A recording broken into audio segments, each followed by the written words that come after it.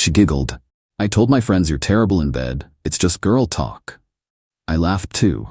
Then I sent her boss the screenshots of her using company time for her gossip sessions. HR called during her girl talk session.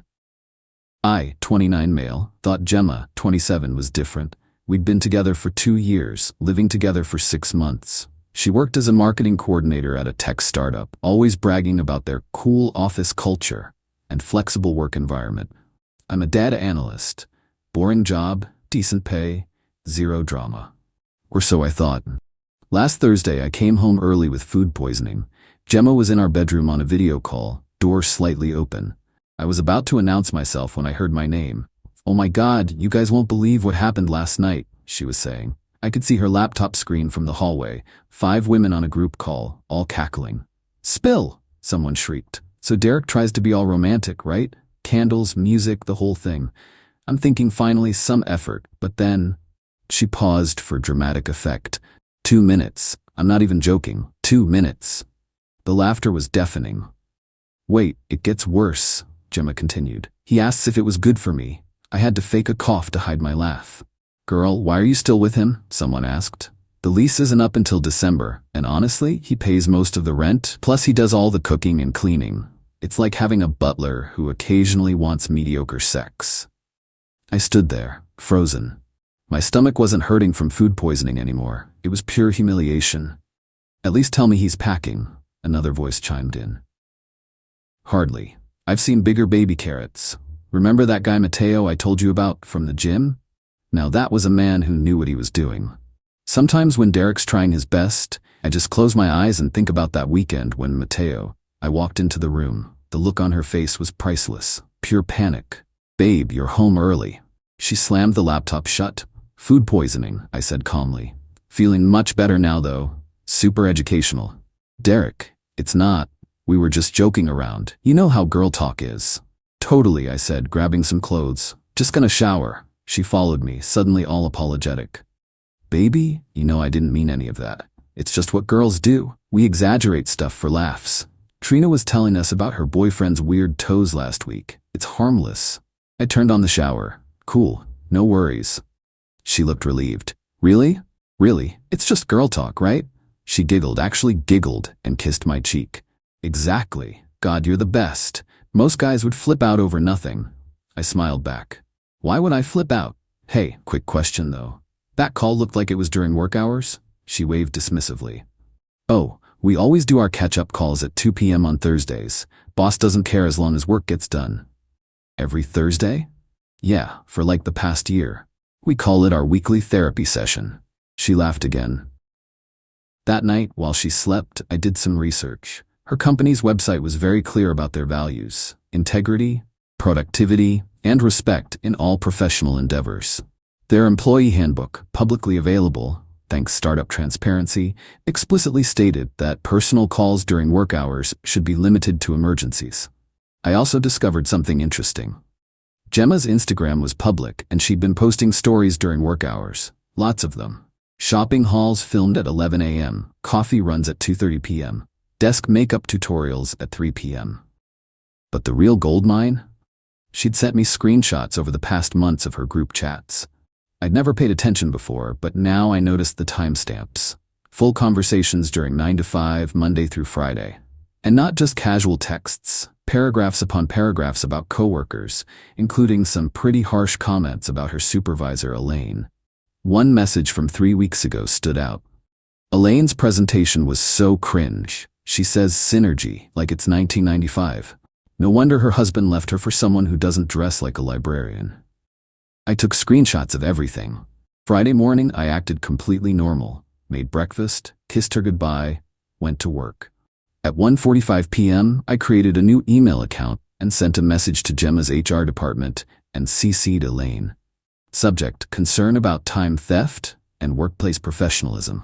I attached screenshots of Instagram stories filmed during work hours, timestamps of her Thursday therapy sessions. The group chat messages about Elaine.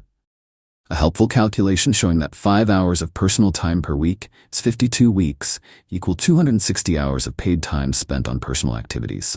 I ended with, as someone who values workplace integrity, I thought you should be aware of this misuse of company resources. Then I waited. At 2:07 p.m., Gemma texted me, having our weekly call.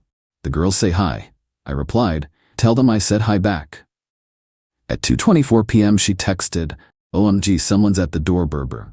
At 2:27 p.m., WTF, HR wants to see me now. They have screenshots of our chats. Someone reported me. At 2:30 p.m., they can see I'm on a personal video call right now because it's showing on the company network. At 41, Elaine is here. She's reading the messages I sent about her. At 45 p.m., I'm being put on immediate suspension pending investigation. At 2:52 p.m., they're escorting me out. Someone from the office must have seen my Instagram. At 3:15 p.m., this is insane. I'm coming home. I was already there, bags packed. She burst through the door, mascara streaking down her face. Someone at work reported me. Can you believe it? Some jealous witch who probably wants my job. That's terrible, I said, placing my suitcase by the door. Wait, what's happening? Why are your bags packed? Oh, I'm moving out. Found a great studio downtown. Month-to-month lease. What, Derek, this isn't the time for jokes. I just lost my job. Actually, you're suspended. And I'm not joking.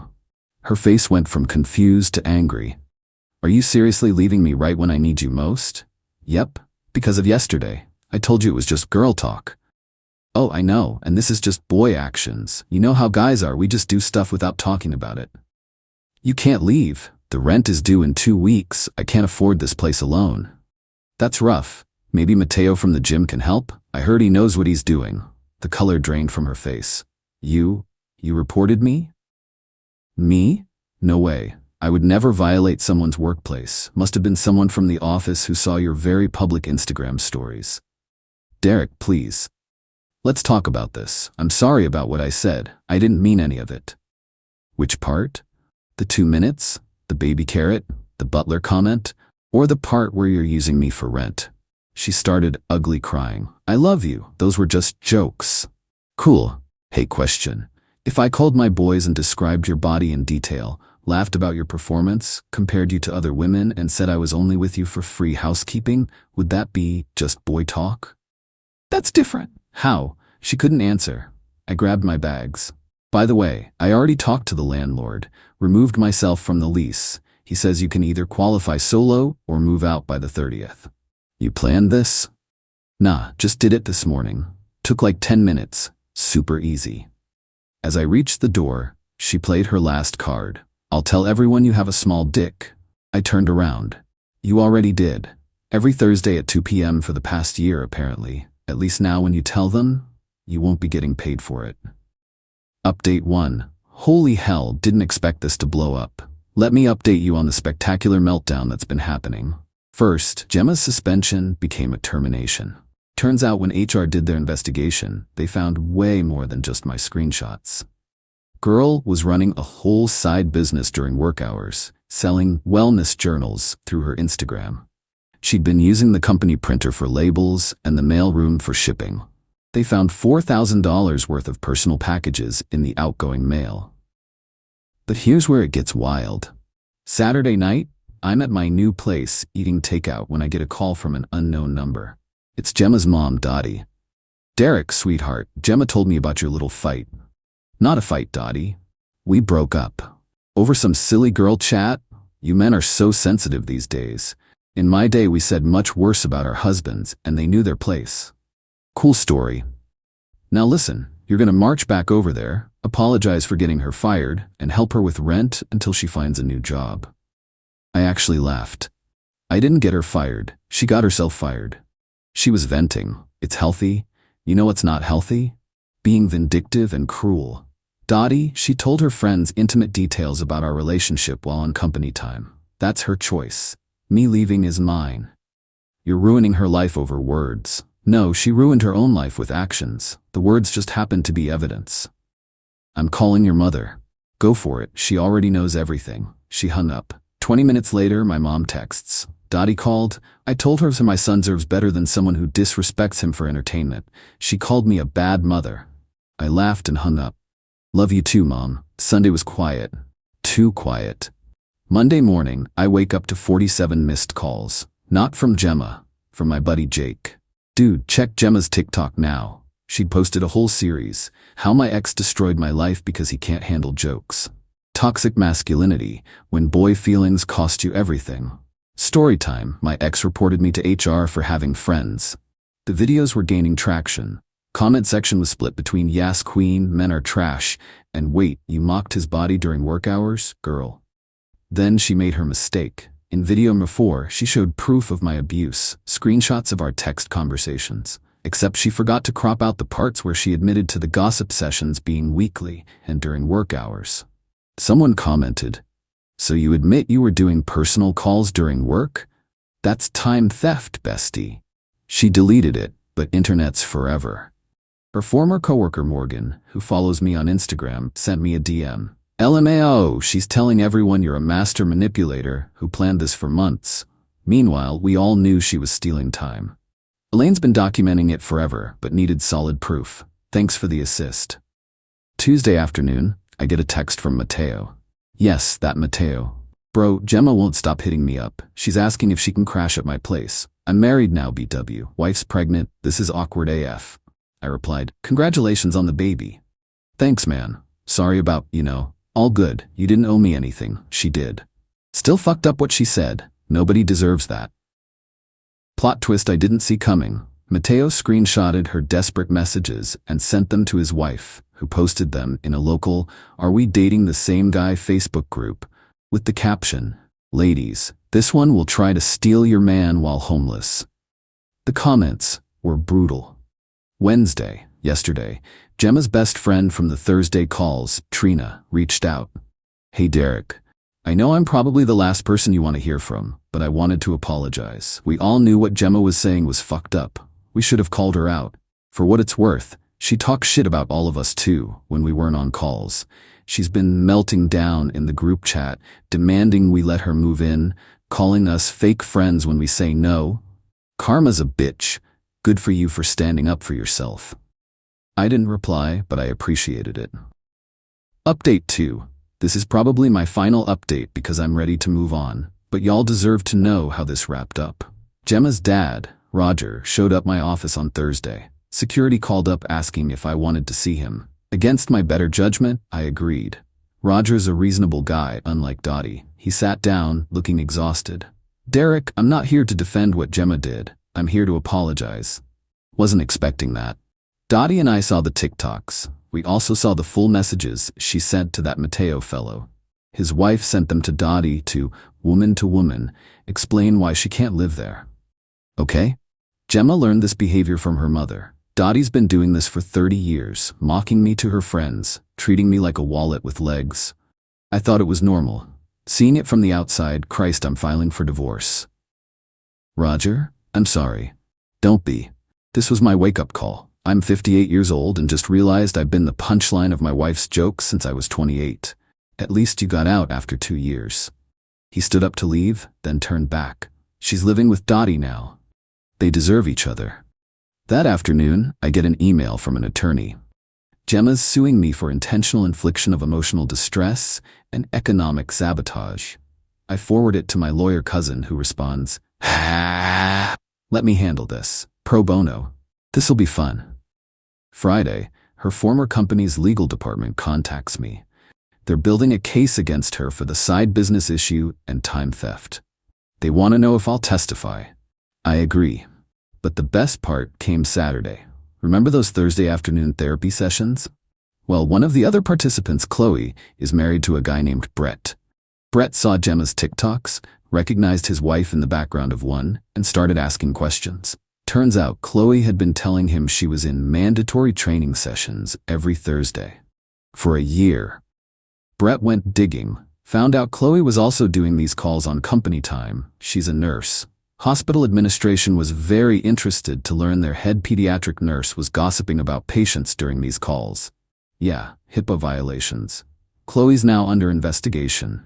Lost her head nurse position immediately. The other 3 Thursday girls have gone radio silent. Their social media's locked down. Gemma posted one last TikTok. When trying to destroy your ex backfires and ruins your friends' lives too. This is all Derek's fault. The comments destroyed her. You ruined your own life, sis. Actions meet consequences. Maybe don't gossip during work hours? Team Derek. She deleted her account. Yesterday I ran into Elaine at a coffee shop. She bought my coffee and said, "Thanks to you, I got to read what that little witch really thought about me. Also, I got her position eliminated and received the salary budget for my actual team." The karma was delicious. My cousin texted me this morning. Her lawsuit was dropped. Her lawyer saw the evidence and told her she'd be laughed out of court. He also advised her she's lucky the company isn't pressing criminal charges for the mail fraud. I'm doing good. Started seeing someone new. Met her at a bookstore, not the gym. She thinks this whole story is hilarious and says it's the best "how'd your last relationship end" story she's ever heard. Gemma's stuck living with her mom, who's also going through a divorce now. No job, no references. Company said they'll only verify dates of employment, and her wellness journal Instagram business is dead since everyone found out she was a time thief. Her last text to me, "I hope you're happy, you destroyed everything." I replied, "I am happy actually. Thanks for asking." Then I blocked her. Moral of the story? If you're gonna talk shit about your partner's dick during work hours, maybe make sure you're not leaving a digital trail, and definitely don't put it in writing that you're using them for rent. Oh. And guys, you deserve better than someone who makes you the butt of their jokes. Girl talk isn't an excuse for disrespect. Boy or girl, gay or straight, if your partner is mocking you to their friends, they're not your partner. They're your bully with benefits. I'm out. Thanks for following this insane journey. Going to therapy, actual therapy, not the kind where you violate HIPAA, hitting the gym, not looking for Mateos, and living my best life. Final edit. Wasn't gonna update again, but this is too good not to share. Gemma's mom Dottie called me drunk last night from Roger's phone. Roger's living his best life apparently. Lost 20 pounds, joined a hiking club, started dating a woman from his book club who actually likes him. Dottie's living with Gemma in a one-bedroom apartment. They're apparently driving each other insane. Gemma can't get a job because every place calls for references, and she's blacklisted from her entire industry after word got around about the time theft and mail fraud. But here's the kicker. Remember Qley, the nurse? She lost her license. The HIPAA violations were worse than anyone thought. She'd been sharing photos of patient charts during those calls for laughs. FBI got involved. Federal charges. The entire Thursday group is being investigated now. Their group chat got subpoenaed. Gemma had to hire a criminal defense attorney because some of those patient photos were in their shared Google Drive that she had admin access to. Dottie called to beg me to take responsibility and help with legal fees. I said, "That sounds like a you problem," and hung up. Roger texted me this morning, "Sorry about that. I changed my number. Living well is the best revenge, isn't it?" Yes, Roger, yes it is. Derek out, for real this time.